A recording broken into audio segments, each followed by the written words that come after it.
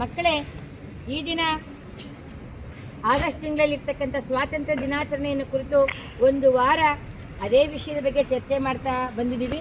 ಈ ದಿನ ಇರ್ತಕ್ಕಂಥ ವಿಷಯ ಏನಂದರೆ ರಾಷ್ಟ್ರಧ್ವಜದ ಮಧ್ಯದಲ್ಲಿ ಇರ್ತಕ್ಕಂಥ ಚಕ್ರದ ಮಹತ್ವ.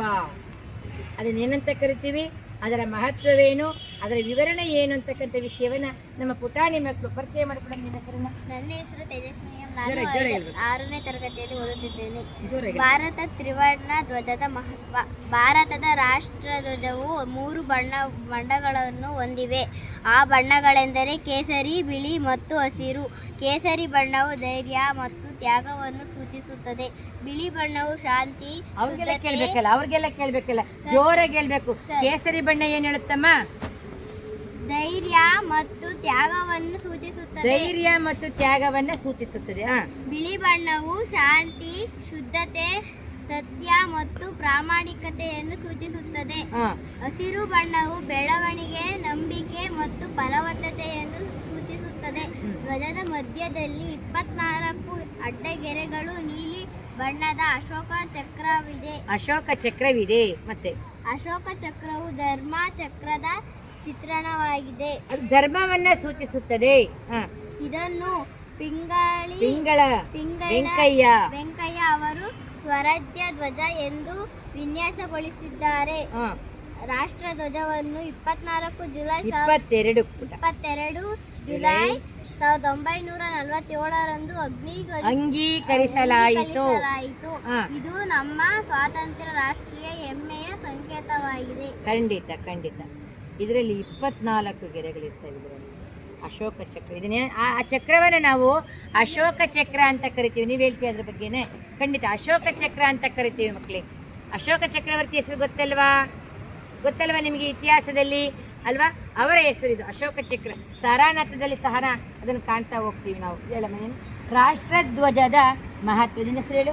ನನ್ನ ಹೆಸರು ಹರಿಪ್ರಿಯ. ನಾನು 6ನೇ ತರಗತಿಯಲ್ಲಿ ಓದುತ್ತಿದ್ದೇನೆ. ಭಾರತದ ರಾಷ್ಟ್ರಧ್ವಜವನ್ನು ಜುಲೈ 22, 1947ರಂದು ಅಂಗೀಕರಿಸಲಾಯಿತು. ಭಾರತದ ರಾಷ್ಟ್ರಧ್ವಜವು 3 ಬಣ್ಣಗಳನ್ನು ಹೊಂದಿದೆ. ಆ ಬಣ್ಣಗಳೆಂದರೆ ಕೇಸರಿ, ಬಿಳಿ, ಹಸಿರು. ಕೇಸರಿ ಬಣ್ಣವು ಧೈರ್ಯ ಮತ್ತು ತ್ಯಾಗವನ್ನು ಸೂಚಿಸುತ್ತದೆ. ಬಿಳಿ ಬಣ್ಣವು ಶಾಂತಿ, ಶುದ್ಧತೆ, ಸತ್ಯ ಮತ್ತು ಪ್ರಾಮಾಣಿಕತೆಯನ್ನು ಸೂಚಿಸುತ್ತದೆ. ಹಸಿರು ಬಣ್ಣವು ಬೆಳವಣಿಗೆ, ನಂಬಿಕೆ ಮತ್ತು ಫಲವತ್ತತೆಯನ್ನು ಸೂಚಿಸುತ್ತದೆ. ಧ್ವಜದ ಮಧ್ಯದಲ್ಲಿ 24 ಗೆರೆಗಳನ್ನು ನೀಲಿ ಬಣ್ಣದ ಅಶೋಕ ಚಕ್ರವಿದೆ. ಅಲ್ಲಿ ವಾಕ್ಯ ಬರಲಿಲ್ಲ. ಧ್ವಜದ ಮಧ್ಯೆ 24 ಅಡ್ಡಗೆರೆಗಳನ್ನು ಹೊಂದಿರತಕ್ಕಂಥ ನೀಲಿ ಬಣ್ಣದ ಅಶೋಕ ಚಕ್ರವಿದೆ. ಅಶೋಕ ಚಕ್ರವು ಧರ್ಮದ ಚಕ್ರದ ಚಿತ್ರಣವಾಗಿದೆ. ಧರ್ಮ ಚಕ್ರದ ಚಿತ್ರಣವಾಗಿದೆ. ಇದನ್ನು ಪಿಂಗಳಿ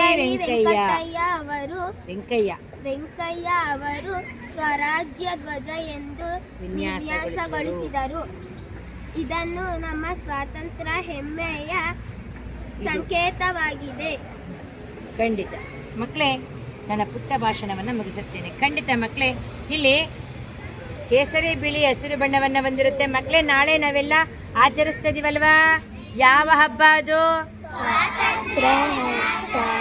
ನೋಡಿ, ನಮಗೆ ಯುಗಾದಿ ಅಂತಕ್ಕಂಥದ್ದು ನಾಡ ಹಬ್ಬ, ಅತ್ಯಂತ ದೊಡ್ಡ ಹಬ್ಬ, ನಾಡ ಹಬ್ಬ, ದಸರಾ ಮತ್ತು ಯುಗಾದಿ. ಹಂಗೇನದು ಸ್ವಾತಂತ್ರ್ಯ ದಿನಾಚರಣೆ ಅಂತಕ್ಕಂಥದ್ದು ರಾಷ್ಟ್ರೀಯ ಹಬ್ಬ ಮತ್ತು ನಮಗೆ ದೊಡ್ಡ ಹಬ್ಬ ಇದ್ದಾಗೆ ಅಲ್ವಾ ಮಕ್ಕಳೇ? ಅದರ ನಾಳೆ ಎಲ್ಲ ವಿಷಯವನ್ನು ಹೇಳ್ತೀವಿ. ಅದರ ಮಹತ್ವ ಏನು, ಯಾಕೆ ಆಚರಿಸ್ತಾ ಇದ್ದೀವಿ, ನಮ್ಮ ಶಾಲೆಯಲ್ಲಿ ಅನೇಕ ಚಟುವಟಿಕೆಗಳು ಮತ್ತು ಭಾಷಣಗಳು ರೆಡಿಯಾಗಿದ್ದಾವೆ. ಏಕಪಾತ್ರಾಭಿನಯ ಅಲ್ವಾ, 100 ಚಟುವಟಿಕೆಗಳನ್ನು ಮಾಡಿಸ್ತೀವಿ ನಾಳೆ. ಮತ್ತು ಸ್ವಾತಂತ್ರ್ಯ ದಿನಾಚರಣೆಯ ಬಗ್ಗೆ ಅದರ ನಡೆದು ಬಂದ ದಾರಿಯಾಗಿತ್ತು, ಮಕ್ಕಳಿಗೆ ಏನು ಅನುಕೂಲ ಆಗುತ್ತೆ, ಏಕೆ ಆಚರಿಸ್ಬೇಕದನ್ನು ಅಂತ ಎಲ್ಲ ವಿಷಯವನ್ನು ನಾಳೆ ಹೇಳ್ತೀವಿ. ಇವತ್ತಿಗೆ ನಮ್ಮ ಏನು ಸ್ವಾತಂತ್ರ್ಯ ದಿನಾಚರಣೆ ಅಥವಾ ದೇಶವನ್ನು ಕುರಿತು ಮಾಡ್ತಕ್ಕಂಥ ಚಟುವಟಿಕೆಗಳು ಇವತ್ತು ಮುಗಿತವೆ. ನಾಳೆ ಇವೆಲ್ಲವನ್ನು ಮತ್ತೆ ಆಚರಿಸ್ತೀವಿ ಅಂತ ಹೇಳ್ತಾ ಪುಟಾಣಿ ಮಕ್ಕಳಿಗೆ ಒಂದು ಚಪ್ಪಾಳೆ ಬರಲಿ ಅವರಿಗೆ.